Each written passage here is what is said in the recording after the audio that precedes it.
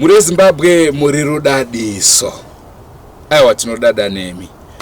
Kusangana kwatiri kuita nhasi rarimwe zuva. Ndinachera. Ini ndironze ndu neshamba. Aiwa zviteka zvanza naichera. Ngiyalibingelela amahlaba ezulu namhlanje. Atangaye kumhoresa inini jera. Shumba unjani. Aiwa zvanzikwa. Amahlaba ezulu ngiyalibingelela sasihlangana phela kolunye uhlelo lapha siliphathele inhlelo zene ezimnandi inhlelo zene lihlala lizilindile Drewmas media namhla siliphathele uhlelo olumnandi kabi. Abanye ababayilaba ezibuza ukuthi liqiniso ngamanga kwenokwenzakalayo namhla ngithemba ukuthi imibuzo yenu lichannel izibuza yona lodwa liza kwanisa ukuthi liphendule le interview esizathi silinike yona. Sekutaura kakuri kuita chera tingati chaita kuti tipinde munhau yedu yanhasi inhau ya bond Madzibaba bond. Yakazoita kuti tide kunyatsonzwisa kuti Madzibaba bond vaibva nekupi vachienda nekupi. Naizvozvo zvaita kuti titange kuti tarisa iye mutumwa ainzi Micho. Kuti mutumwa anga akamira sei. Tobva kuna Micho kusvika kuna Madzibaba bond. Nekuti vatinavo vakuru vatinaro muzuva ranhasi mukanya. Vane ruzivo rwakati dzamei pamusoro paMadzibaba kana kuti tingatani vaMicho vainzi hanzi havasi Madzibaba ndiMadzibaba havasi Gombwe. Zvinhu zvacho zvinonetsa naijera. Zvinoti netsei. So namhlanje indaba esibuyela indaba kaBond kade sifuna ukuthi sibe kwazi ukuthi uBond yena wavela ngaphi. Ukuthi sibe kwazi ukuthi wavela ngaphi indaba yentonga kaMicho. So kade sifuna ukwazi imbali kaMicho ukuthi yena uMicho wayengubani ukuthi ezebe nguMicho wayisangoma yini owayengumfundisi wayenguMadzibaba. So thina sifuna ukwazi ukuthi uMicho yena wayengubani kahle kahle. Saka tiri kuti isusu nhasi nhoroondo yedu it's from Micho to Madzibaba bond. Senguva dzese muri Zimbabwe tinokurudzirai kusubscribe kuDrewmas media. Drewmas media taking you to another level. Inini sarangu ndonzi sekuru soko mkanya. Ndinobva kuGuruve kudande uko ndokwandobva. Pashoko guru ratinaro pano ndemazwi kuti taure nhoroondo yaMicho kuuya kwavakaita vachiuya pasi pano. Micho mukuuya kwavakaita shoko rekutanga vakatambirwa nemasvikiro nemhondoro dzenyika ino dzakavatambira kubva munzvimbo yechiweshe. Vatambirwa kudaro vakasvika mudzimba dzemhondoro vakataura zvavanga vakanzi vatumwa naMwari wavo pasi pano. Vataura shoko iri mhondoro dzakagara pasi dzikada kunzwisisa kuti mazuva ari kubva kupi uye zvakaita nezvei. Zvakaita kuti mhondoro dziite nguva dzisina kunzwa midzimu isina kusvika. Mhondoro dzikasvika kuti aiwa hatina chekutaura nekuti munhu watiri kutaura naye munhu mukuru kwatiri isu taita mudiki pazviri. Zvakaita kuti kwakakurira Micho kunovakurudzire kwaamai vavo kwamapondera. Vakasvika kukachamadzika nazvo kuti zvino kana mhondoro dzaakutaura kuti hatizviziva tatadza kuti tibvunze murume uyu zviri kubva kupi. Zvadaro zvakaita kuti Micho vasumuke kubva munzvimbo yechiweshe vaenda munzvimbo yedande muGuruve ndokunosangana nemhondoro dzavakasangana nadzo ikoko. Vasangana nemhondoro idzodzo zvakaita saizvozvo sezvakaita muchiweshe.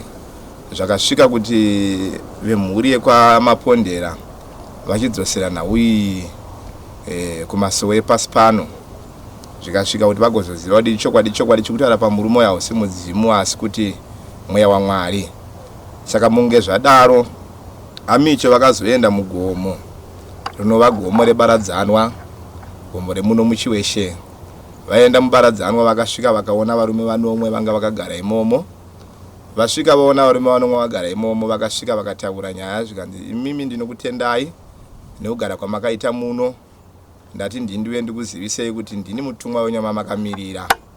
Saka vataura kudaro varume vanga vakagara umo pakaita murume umwe chete akasumuka akataura akati aiwa kwete zvekutaura murume uyu ndezvechokwadi haasi kunyepa. Murume uyu aitaura nengirozi Ginatsio yaitaura panyama yake. Ataura kudaro akabva ati murume uyu ndowandakataura ndichiti ndaona murume auya nekumadota ndiye watanga takamirira tese. Zvakadaro musikana ainzi Haga akataura zvekare mazwi akati chokwadi ndiye murume atanga takamirira. Saka munguva iyi vanhu vakaimba hosana yavakaimba vachigachira murume uyu. Munguva yekumugashira pakazoita varume vatatu vakange vakuramba nyaya vakati kwete, uyu murume uyu hausi mweya asi kuti mudzimu. Mune kuda kukuti vanhu murume uyu anga akatakura bvudzi ranga akatakura mumusoro make. Varume ava vakati hakuna mweya waMwari unouya pamberi pedu sogara kwatakaita vakatakura bvudzi. Zvadaro mutumwa haana kusiya basa rake, akaenderera mberi aitaura mazwi anga atumwa kusvikira kuti vanhu vakazopedzisira vakudzika kubva mugomo riye mukunge vaita makore 9 varimo. Gore rechinomwe ndo rakauya murume aMicho, zvakaita kuti vanhu vakazodzika, zvakaita kuti mumwe nomwe vanhu vadzika, mumwe nomwe akazoenda kunovaka yake chechi yaakavaka, asi zvakatangira ipapo pakuparadzana kwavakaita. Zvadaro basa rakaenda kumberi. Mutumwa vakasumuka nevanhu vavakasumuka navo ndopa vakaenda pagomo repachikandira rinova gomo rekutanga. Vachisvika ipapo ndopa vakasvika vakakaka matende vakagara. Vagara panzvimbo iyoyo vakatanga kutakura zvemweya waMwari zvavanga vaudzwa neizwi raMwari kuti vaite.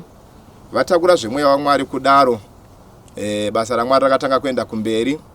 Vakabva vaunganidza zvekare mhondoro nemadzishe nzvimbo yechiweshe. Vakavataura kuti ndatumwa naMwari wenyu kuti ndigozi ndini chete wamuchachemera matambudziko enyu kubva kunzara kusvikira kunyota nemvura. Zvakaita kuti vanhu vese vechiweshe vakaungana, mhondoro vachibvunza mubvunzo, dzimwe mhondoro dzichiti aiwa ini ndakatumwa kumvura. Iye akati aiwa kana imakatumwa kumvura toroda kuti muone chokwadi kuti makatumwa kumvura. Zvadaro vakaita basa rakaitwa ipapo, mhondoro nemweya vachisangana kusvikira aMicho vakabuditsira basa ravo rikanzi rioneke. aMicho mvura ikatanga kunaya, vanhu vakanayiwa vari ipapo vakatota. Vakabva vakumbira kuna Mwari waivatuma akati aiwa mvura ngaichimira vanhu vazvinzwa. Ichokwadi mvura yakamira ipapo. Zvakaita kuti mhondoro nemadzishe muchiweshe vakabvuma kuti ichokwadi murume yakatumwa nemweya.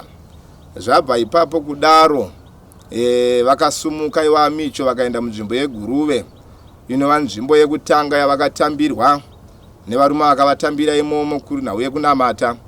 Vakapupura kuti aiwa chokwadi uyu murume akatumwa. Ndo munovaimba yavakatanga kuitira musangano wavo wekutanga wavakaita munzvimbo yeguruve. Vaita musangano wekutanga ndo pakatangira basa raMwari. Vakazosumuka kubva ikoko vakadzokera zvakare kwaMadzamba munova mumusha mavo mavakazosvika pakupararira varimo imomo. Vakaita zvekare basa ravakaita imomo maMadzamba. Vakazosvika zvekare pakudzoka pachikandira vakagara makore avakagara ipapo. Vagara makore avakagara, mutumwa vaisumuka vachibva panzvimbo iyoyo vachienda kwavaienda kwese vachinotaura mazwi emweya vachita basa remweya. Ndopa vakazoenda panosangana Ruya naMutura Dundu. Zvese izvi yaiva nyaya yekuti varatidze basa ravakatumwa naMwari wavo. Vaenda pana Ruya naMutura Dundu, vanhu vakanga vakaungana vari mhembekedzi yemvura. Mutumwa akatumwa vanhu vanga vainavo vakati chiendai mukake dehwe ndiragara pamusoro paro ndine nyaya ndakutaura. Varume vakakaka dehwe pamusoro pemvura akagara, vanhu vakaimba hosana aripo. Vakatanga kuita zvemweya vari ipapo. Vakapedza kuita mhiko dzavaiita ipapo, asi yaiva nyaya yekuti vanhu vazive kuti murume uyu chokwadi akatumwa nemweya kuti basa raMwari riende kumberi, nyika iyambuke. Vaita izvozvo, vadaro vakasumuka vanhu kubvisa dehwe rakazoerera nemvura. Asi kubate ipapo dehwe raive riri pai.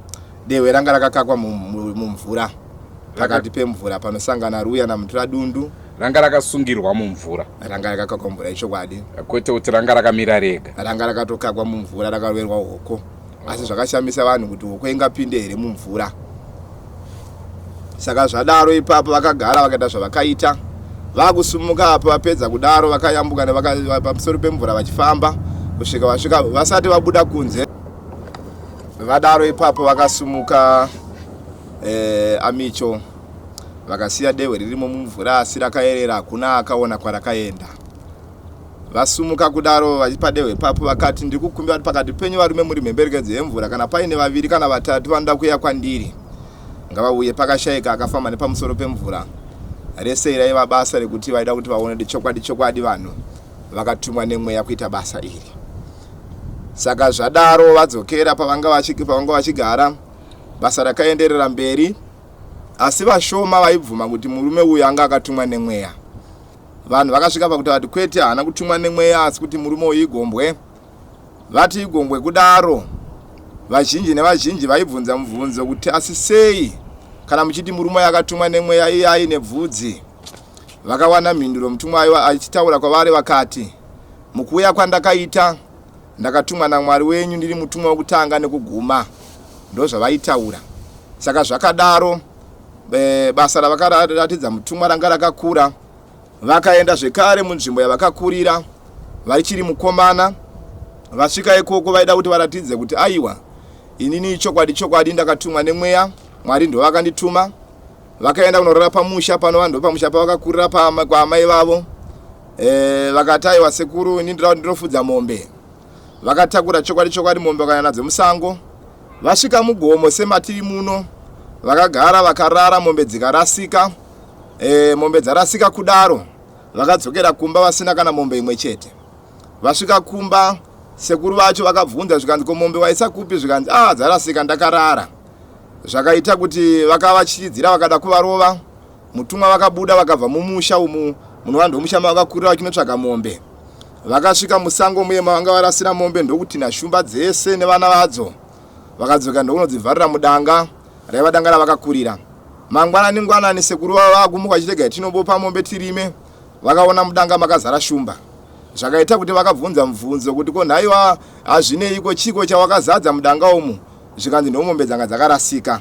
Saka rese raiva basa kuda kuti varatidze kuti chokwadi chiri kundituma uyu mweya haisi mhepo.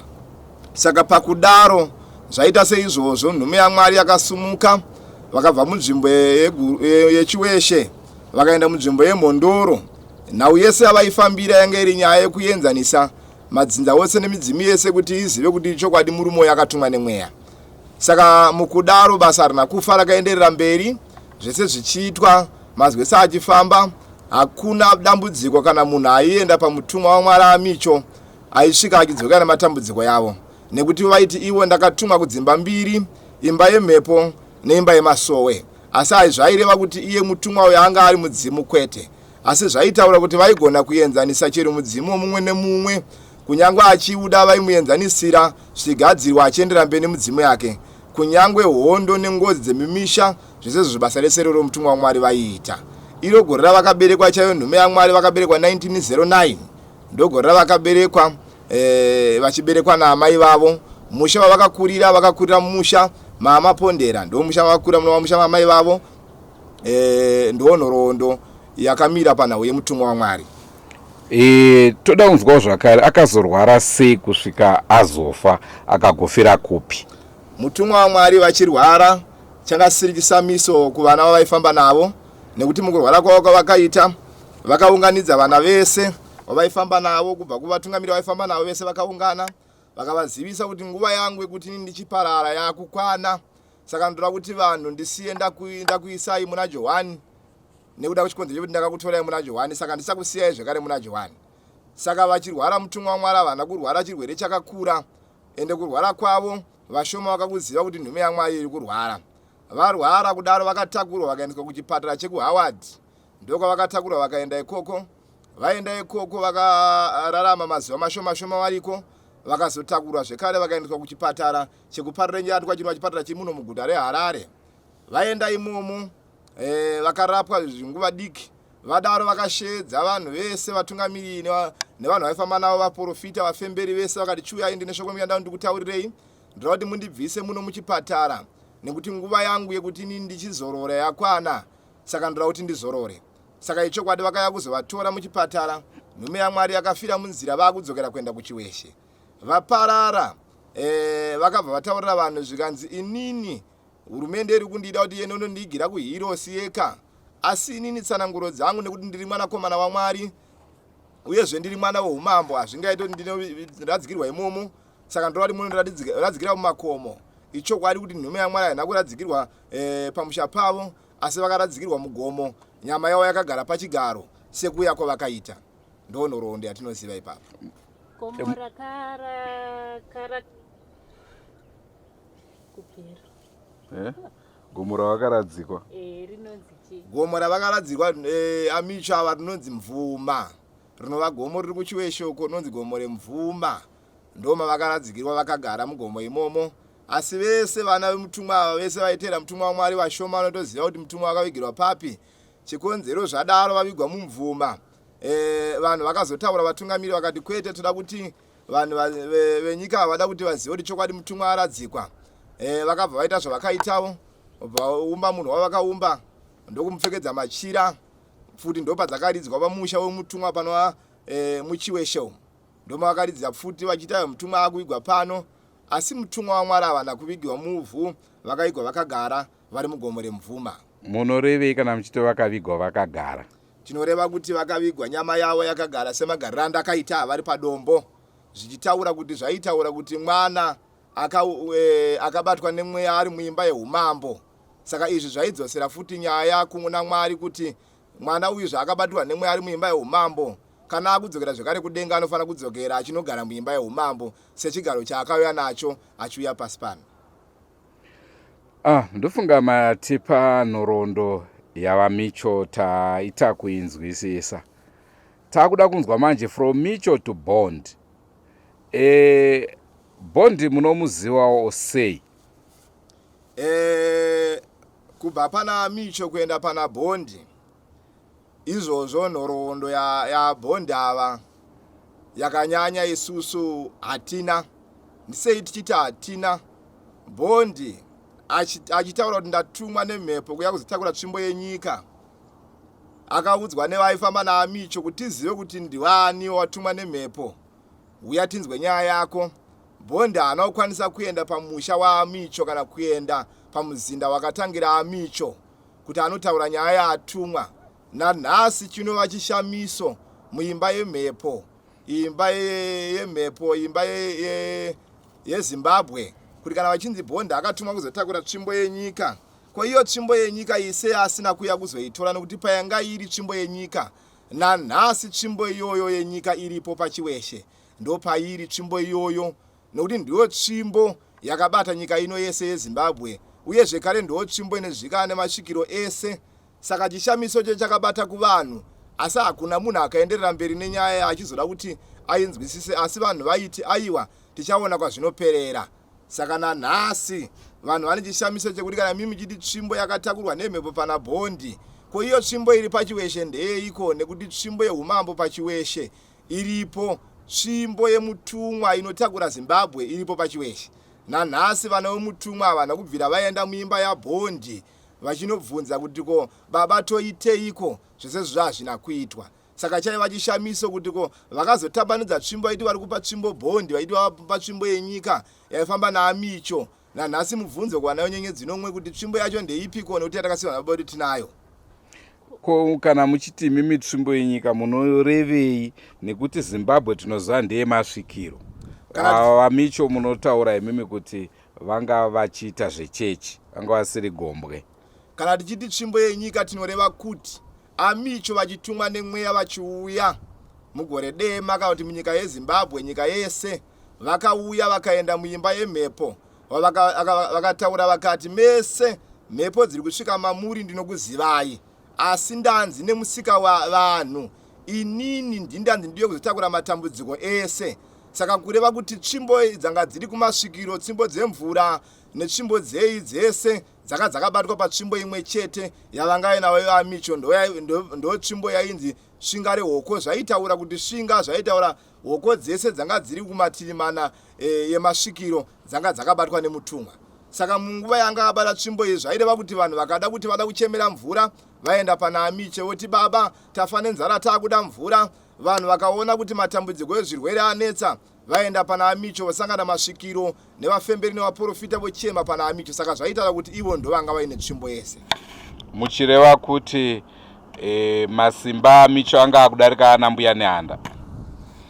Tinotaura kudaro nekuti aMicho vachiuya vakaziva kuti kumberi kwavo kunga kuina mbuya nehanda nasekuru Kaguvi. saka zvanga zvakatakurwa nemudzimu uyu ndo zvanga zvakatakurwa naMicho, asi vachitumwa nemweya vakanzi enda unotakura nyaya idzodzo kuti nyika iyi igozogara zvakanaka. Saka nanhasi zvinhu izvozvo zvikasadzokerwa kutakurwa zvakanaka zvinopa matambudziko kuvana veZimbabwe, nekuti panenge paine nyaya yekuti mukutadza kutakurwa kwavo zvakanaka Zimbabwe nevanhu vese vanofanira nhamo nekuti vanenge vasina kudzokera kutsoro yavo yepakutanga.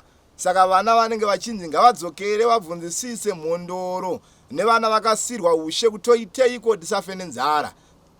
Saka ava vakasirwa ushe nemhondoro vari kupi, varipo here kuti vanhu vanogona kuenda ikoko vonobvunza kuti taona kuti nyika yakuparara toita sei? Ndo zvakanaka izvo, ndo zvatira titaure pano panhepfenyuro kuti aiwa vanhu ngavarege kunetseka, ngavaende pamuzinda wakapararira mutumwa waMwari. Pane vanhu varipo ipapo, musikana aifamba nemutumwa waMicho achihera varipo ipapo, ngavaende vanobvunza kuti matambudziko atiri kusangana nayo aya toita sei, nekuti kunyange vatungamiri variko kumashure vasati vaparara vaiti matambudziko akapinda munyika vaenda kunobvunza kuti todiko. Saka nanhasi vanhu venyika yeZimbabwe vakasaenda kunogara pasi nevanhu vakasara muimba yaMicho, matambudziko anoramba arimo. Saka changodiwa ndechekuti vanhu vachibatana vaende pamuzinda iwoyo vanobvunza kuti toita seiko, nekuti tasara matambudziko akutitambudza zvakawanda, zvirwere zvaakuuya zvakasiyana siyana munyika yeZimbabwe, asi ari yemuridzi wetsvimbo achiripo. Matambudziko aiti akabata vanhu vaienda vochema, iye nhume yaMwari voenda parushanga vononamata kuti aiwa zvamakanditi ndini baba wenyika, kwe zvauya sei, matambudziko aibva anyarara. Asi mazuva ano kana vanhu vakachema vasina kudzokera panzvimbo iyoyo matambudziko apere, vanoramba vachinetswa nayo inoda kuti havasi kudzokera pakasiyiwa patava nemuridzi kuti dzokerai ndikubatsirei. Asi nekuziva kwatinoita vaMugabe nekutungamira kwavo, munhu atingati aiopareta samambo, sei vasina kumbogara vadawo tsvimbo iyoyi? VaMugabe nekuda kuti kutungamira kwavo, VaMugabe vakapiwa zvavo naMicho ava, nekuti VaMugabe ava vasati vauya vakatoporotwa iri nhumbu naMicho ava, zvikanzi ndaona murume auya asi ndira kumutumidza zita, ndisanda kumutumidza ndire kuti Robert Gabriel, zvaireva kuti Gabriel zvaitaura ngirozi dzinobata nyika yese. Saka kureva kuti ivo mukuuya kwavakaita VaMugabe ava vakatoenda pamuzinda womutumwa vachigara apa, mutumwa vakatoti vatudika tsvimbo yenyika, zvikanzi aiwa uyu ndiye mukuru wenyika. Saka kureva kuti netsvimbo yacho vanga vainayo. Isusu manzwiro atakaita ndeyekuti masoko amuri kutaurayo zvakaitwa naWimbo kwete vaMicho. Kuziva nekutaurwa nenhoroondo nevanotaura, vamwe vacho vasina kugara pairi, vanogota nepakasiyana. Asi tiri tichiziva VaMugabe ava nhoroondo ichiitwa nemutumwa vaiti kutozogara kwaita VaMugabe pachigaro zvakatourayirwa hwai izvozvo dzikatopinda murushanga dzichipindira nyaya yekuti aiwa tarwa hondo yenyika tapedza, mazwi ese tapedza, tabva kuhondo, taakuti ropa ngachirega kuramba richideuka munyika. Saka zvakatoenderwa parushanga izvozvo zvikatodeurirwa ropa. Saka isu tinoriziva kuti VaMugabe kuti vagozogara pachigaro ichi vakange vakatonongedzwa naMicho ava mugore ravakaberekwa Mugabe 1921 yavakazoberekwa, kureva kuti aMicho ndo vakanga vaprofita shoko iri. Ndokuziva kwatinoita isusu. Panhau yamapedzisira yekuzorodzwa kwemhepo, pari zvino inhau iri kutonetsa munyika iyoyo yekuti mhepo hadzisati dzazorodzwa. Tine vana vakafira mumasango vasati vavigwa nanhasi, mhepo dzavo dziri kungotekaira nenyika. Saka zvinonzi mhepo hadzisati dzazorodzwa, parutonzi paitwe matare iwayo ekuzorodza mhepo. Saka imi munorevei muchiti mhepo dzakazozorodzwa? Zvakanaka, zvazvinoita aMicho vachitaura nhau dzemhepo dzevanhu vakaparara muhondo, zvimwe zvacho vakazvinamata vakati aiwa mazwi ese azorora, vakati zvatadai takuchisiyira nhau iyi kuvanhu venyika kuti dzimwe dzacho chiendai mumapako nemupi munokumbira kuti mweya yevana vakapararira mumapako ichienda kumisha kwayo. Zvimwe zvaya zvakatoitwa muchimoyo, vamwe vakaenda, vamwe vachipoterwa nemhepo vachinodziradzika mumisha yavo. Saka zvimwe zvacho zvakatadza kuenda kumberi chikonzero, zvimwe zvakaperera panzira, vatungamiri vakatadza kuzvipedza. saka asi zvakawanda zvese mhepo dzaitambudza muno munyika yeZimbabwe zvakawanda zvakazorora ndozvatinoziva isusu. Saka izvezvi tinoti nyika iri kutambudzwa nei? Sumuka sound yachirobvedzi. Nanchiti izvezvi nyika iri kutambudzwa nechi chiri kutambudza nyika since mhepo dzanga dzichitambudza nyika dzakazorora? Chiri kutambudza nyika izvezvi ndechekuti vanhu havachagona kudzokera pavakasiyiwa vachinzi dzokerai. Pese paitwa matara aiitwa kunyange matara emhepo kunyange matara emachechi vanhu vaitoenda kunogara pasi vachitosangana vachibvunzana kuti kwapamira zvakadai toita sei apamira zvakadai toita sei. Saka chakutambudza nyika izvezvi ndechekuti vanhu havachaziva kuti kwataienda kwaigadzira kuti nyika ifambe zvakanaka ndekupi. Saka ndisaka tati vanhu ngavadzokere pamatsimba yakasiwa naMicho vanobvunza ipapo kuti zvakudai munyika mutoita sei vopiwa nhoroondo. Zvinovaita kuti vanhu vagare zvakanaka nokuti chiri kudiwa ndechekuti vanhu vadzokere kumatsimba epakutanga. Iyo tsvimbo yenyika iriko here kutoti tikaendako tinoti iyi tsvimbo iyi kana kuti imhepo? Zvinoreva tsvimbo yenyika zvinotaura kuti imba yemhepo. Amicho ava vachienzanisa misha iyi. Kune musha wainzi musha wechiburi unova kuchiveshoko uriko nanhasi kune vanhu varipo vaisvikirwa nemhepo ikoko. Kune painzi pamusha pachikandira nanhasi pane vanhu varipo. Saka kune imba yaitoti kana vanhu vakanzi vaita matambudziko imba iyo yaisvika ichivhurwa vanhu vopinda imomo voombera vopururudzira vobika kuti hwahwa hwaibikwa imomo vanhu vachiombera vachitaura kuti aiwa tarisai zvaita nyika muka nechii zvichiurayiwa vanhu vachidya nyama vachivhuvhirana zvaitaura kuti vanhu vaitenda midzimu yavo. Asi pari zvino zvese zvachaitwa saka taakuti chero mumwe nemumwe akungoitirawo mudzimba dzake. Saka nhoroondo yakunetsa ndeyekuti vanhu vakaramba vachiitira mudzimba dzavo hakuna chinobuda. Vanhu ngavadzokere vanobvunza nyaya iyi vari panzvimbo imwe chete zvinhu zvavo zvinovafambira zvakanaka. Takanzwa vamwe vatauri vachiti vaMicho vakasiya vati pachazouya mwana anenge ari mudiki achazotungamira. Ndambonzwa zvakare muchiti vaiti ndini wokutanga nekupedzesera. Ipapo handichanzwisisa. Zvaitaura mutumwa waMwari aMicho vaitaura kuti pachauya mwana mudiki. Vaitaura shoko rekuti pakati pekusara kunenge kwaita vanhu vachitakura basa iri. Vese vanhu vanofanira kuzobatwa nemweya wakafanana nemwana mucheche kuti vagone kuzotakura tsvimbo yenyika iyi. Hazvaitaura kuti pachazobatwa mwana mudiki nemweya kwete, asi vaitaura kuti pakati pevanhu vachatakura nyaya iyi kubva pavakaisira vachienda kumberi vanofanira kubatwa nemweya wemwana mudiki semwana mudiki kuitira kuti zvitakurike nekuti ivo aMicho kuti vagozogona kutakura nhau yetsvimbo yenyika iyi vakaita kuda kuti vaizvininipisa. Asi vanhu vakasagona kudzokera pakutakura basa iri vakazvininipisa haritakurike nokuti haridi kuti munhu aite mbimbindoga kuti azvite ndini mukuru wakati ndini mukuru auzvitakure. Saka zvavaitakura kuti aiwa zvinindipisei muite vana vadiki ndopavaitaurira nyaya iyoyo. Hongu masoko enyu taanzwa, asi ndezvipi zvikonzero zvamungave nazvo zvokuti titi isusu Bond haasiri iye successor waMicho, zvamunoti izvi ndozvikonzero zvinoita kuti titi haasiri iye? Zvatingati haasiri iye tinodzokera panyaya ndabva kutaura yekuti mutumwa akati kuti mugozoona kuti inini ndiri kufamba semafambiro amuri kuita. Ndiri mhepo ndinongoenda pese pese ndichinotaura kunyange pane uyo ndinotaura kunyange pane uyo ndinotaura nokuti ndiri mweya. Saka vaitaura kuti mugozoona kuti basa randiri kutakura iri riri kuenda kumberi. Mese vandasiya muri pamuzinda muchatakura izvi, asi kuti mugozoona kuti hakuna mumwe munhu zvekare achauya achi ndatumwa kuti nditakure izvi. Ndini mutumwa wenyu kuti nditakure izvi nekuda kuti ndino kutanga nekuguma.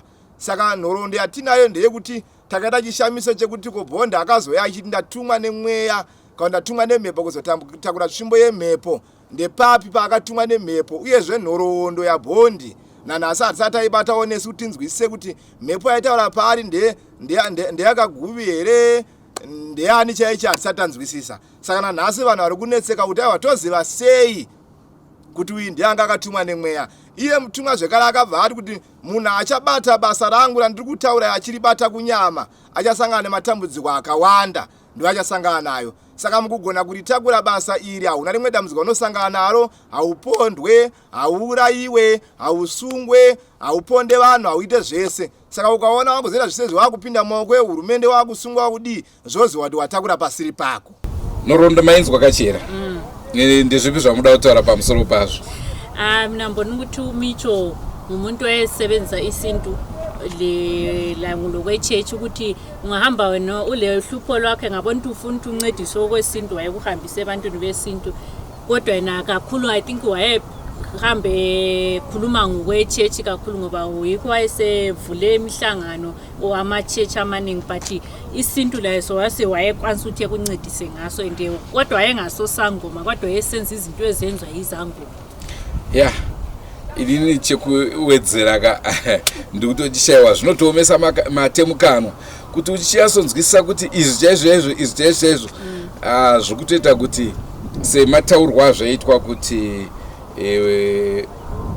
hanzi havana kunzi vachiyera here vari kumba kwa ndagona ka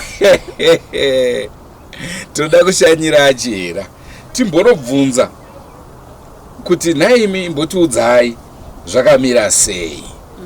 Zvakamira sei. Muri Zimbabwe ndikade kukuzivisai zvakare kuti tine nhau yetsvimbo yenyika asi iyi haina chekuita naMadzibaba bond. Yatoda kuti tigozokupai muzvikamu zviri kutevera. So mule Zimbabwe ngethemba lizizwele ukuthi kunakade kwenzakala lihlale likhangelele ukuthi kuzaba lohlelo lapho kuthiwa kule ntonga yelizwe, akodwa lokho akubambananga lo Madzibaba bond. Intonga yelizwe ngestory nje siyabe sizimele sodwa, sike sizwisisa indaba zentonga zelizwe lezi ukuthi omunye yethu le ntonga yelizwe, omunye yethu le ntonga yelizwe. So lapha sifuna ukuthi sizwisise ukuthi le ntonga yelizwe iminjani, yona vele inyeyani. Asichera inini handi munondiziva ndiri Gombwe. Shu. Muri kudaira kunditya yakati muri kubvumira neni. Ndiri kushamusika kuti mati muri Gombwe, but muri Gombwe shu. Ndiri Gombwe. Ndinayo tsvimbo yangu yenyika. Okay. Saka zvandichataura zvese ndinotarisa kuti muchanditeererawo. So mule Zimbabwe lingakhoshi kusubscribe ku Drewmas Media. Drewmas Media taking you to another level. Goodbye my friends. Goodbye my friends. Wakamboonana tichazoonana nerimwe zuva hama dzangu. Goodbye my friends. Goodbye my friends. Wakamboonana tichazoonana nerimwe zuva hama dzangu. Ini ndokwenda kubasa kwangu. Iwe makiwe mkaranga.